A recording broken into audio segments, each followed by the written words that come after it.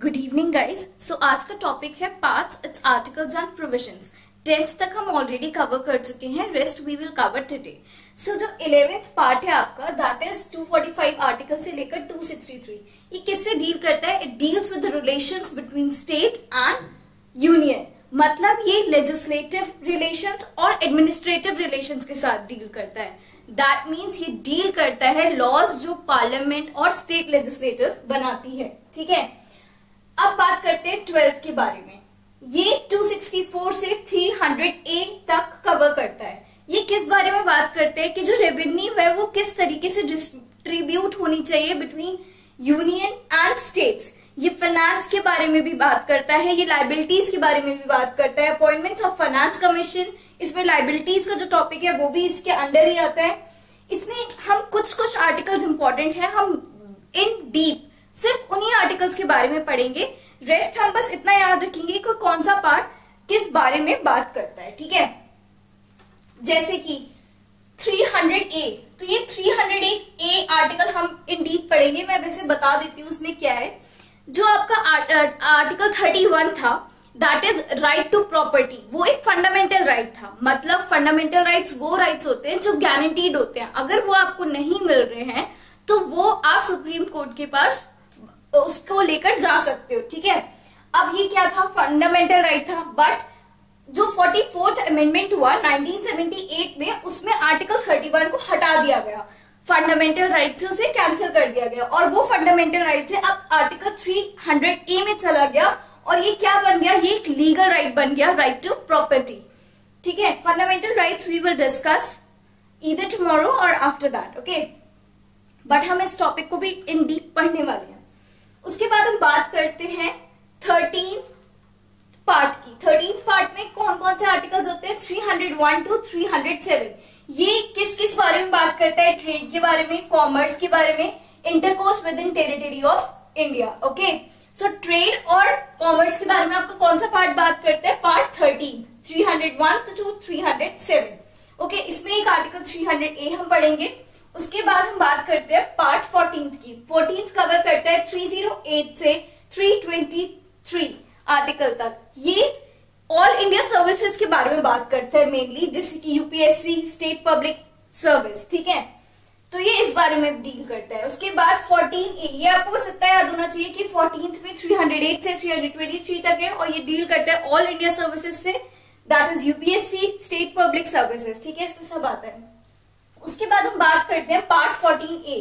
Part 14A ये 42nd amendment 1976 के तहत पार्ट 14A आया था। मैंने आपको बताया था कि जो भी एडिशंस हुए हैं पार्ट्स में वो किस तरीके से हुए हैं, उनके आगे सफिक्स लग के A, B, C ऐसे। ठीक है, जैसे 9A, 9B, 4A भी हमने पढ़ा and now 14th A। Okay, तो इसमें 323A to 323B ये डील करता है विद ट्रिब्यूनल्स। ये किसके साथ डील करता है? With tribunals. उसके बाद हम बात करते हैं पार्ट 15 इसके अंदर जो आर्टिकल्स आते हैं वो 324 to 329A तक। ये किस बारे में डील करता है? ये बात करता है इलेक्शंस के बारे में। Also election commission, election commission के रिगार्डिंग 324th आर्टिकल है वो कवर करता है।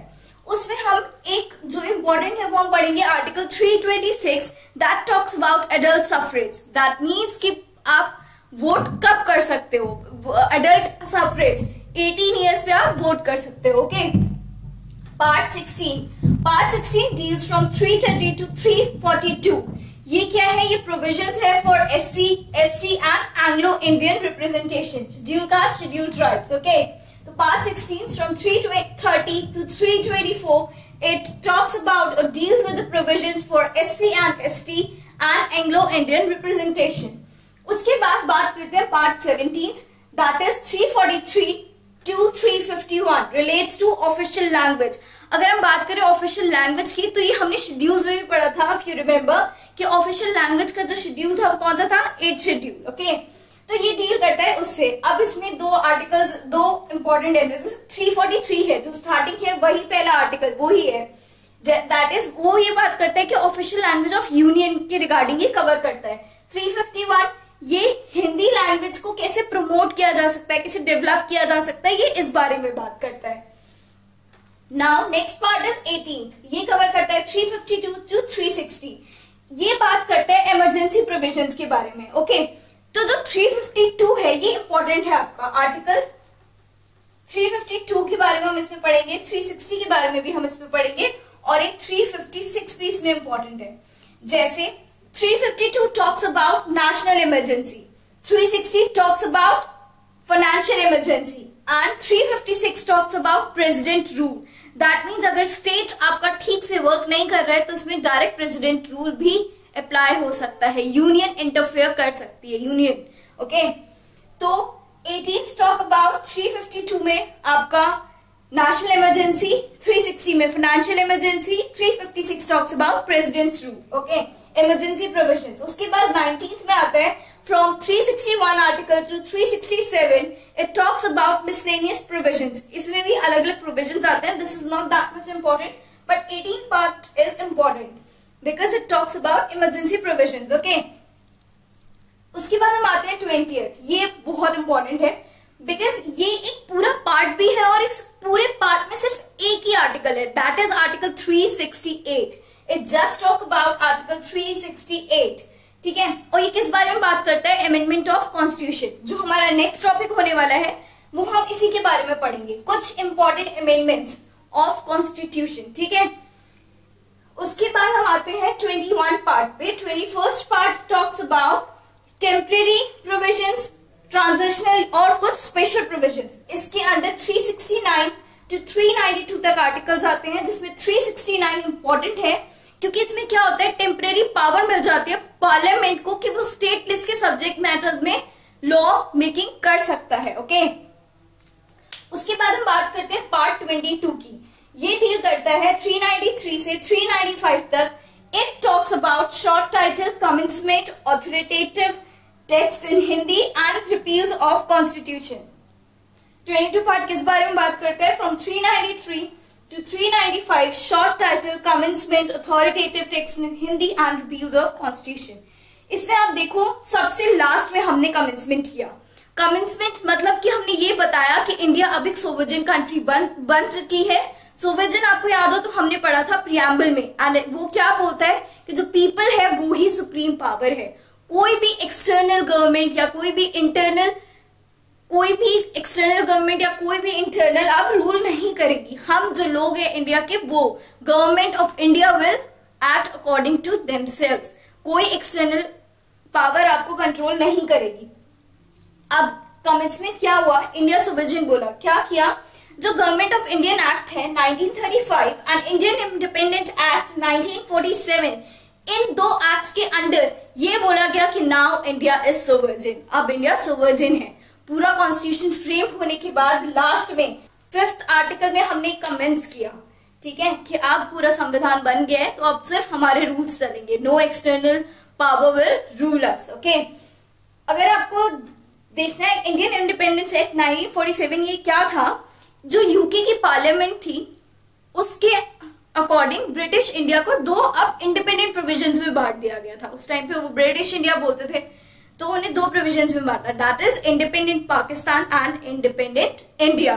तो इन दो आर्टिकल एक्ट के under government of Indian act 1935 and Indian independent act 1947 commence किया गया कि now India is sovereign. That's all for the day. इसमें से जो इंपॉर्टेंट है दैट इज 14A, क्योंकि ये 42nd अमेंडमेंट 1976 में ऐड हुआ। दिस वन एक आपको बस इतना याद रखना है कि ये UPSC, state public service, all India services की रिगार्डिंग बात करता है 14th, एंड एक 12th जिसमें हमने पढ़ा कि 300A जो आर्टिकल है वो 44th अमेंडमेंट 1978 में जो आर्टिकल 31 था राइट टू प्रॉपर्टी, वो 300A में फंडामेंटल राइट से लीगल राइट बना दिया गया। 300A is a legal right, जो कि पहले 31 आर्टिकल था फंडामेंटल राइट, वो कैंसिल करके 300A में आ गया। ओके तो that means fundamental right is guaranteed right, अब ये लीगल राइट बन गया, that means non guaranteed right बन गया अब ये, ठीक है। देन आपका 15th इंपॉर्टेंट है जिसमें हमने पढ़ा इलेक्शन और इलेक्शन कमीशन के बारे में बात होती है। 18th में हमने पढ़ा कि इमरजेंसी प्रोविजन के बारे में बात करता है। जो आर्टिकल 352 है that talks about national emergency and article 360 talks about financial emergency and article 356 talks about presidents rule. ठीक है, 20th में हमने पढ़ा 368 अमेंडमेंट ऑफ कॉन्स्टिट्यूशन। उसके बाद हमने एक यहाँ पे देखा था 369, जिसमें क्या था, पार्लियामेंट को पावर मिल रही थी, स्पेशल प्रोविजन मिल रहा था कि वो स्टेट के लिए लॉ बना सकता है। लास्ट में हमने देखा कमेंसमेंट हो गया कि now India will is sovereign and no external power can rule on India. Okay, that's all for the day. Thank you. Keep on revising the topics. That's all. Okay, thank you.